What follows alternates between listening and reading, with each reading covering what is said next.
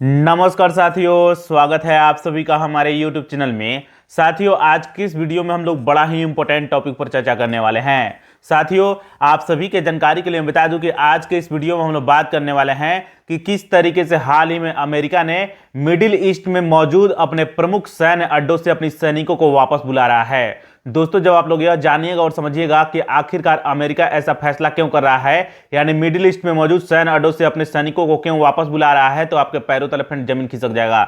मैं बकायदा यहाँ पर रिसर्च पेपर लेकर के हम देख सकते हैं। इस रिसर्च पेपर में फ्रेंड्स ऐसी ऐसी चीजों के बारे में जिक्र किया गया है, उल्लेख किया गया है, जिसके बारे में अगर आप लोग जानिएगा और समझिएगा तो आपको ताज्जुब होगा और साथ ही साथ आपको हैरानी भी होगी।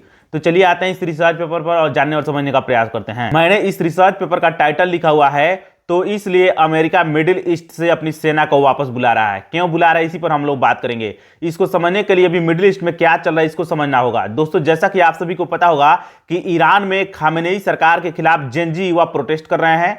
प्रदर्शन के कई कारण हैं, जैसे कि ईरान में महंगाई बढ़ रही है, बेरोजगारी बढ़ी हुई है, गरीबी चरम पर है। आप सभी को जानकर के हैरानी होगी कि 2025 में महंगाई दर जो थी वो 42% के पार चली गई थी। तो ये चीज ध्यान रखिएगा। इसके अलावा ईरान की जो मुद्रा है जिसका नाम है रियाल, वह डॉलर के मुकाबले काफी गिरावट दर्ज की गई है उसके मूल्य में। ये चीजें ध्यान रखिएगा, यानी रियाल के मूल्य में अवमूल्यन देखने को मिला है। ये चीजें ध्यान रखिएगा।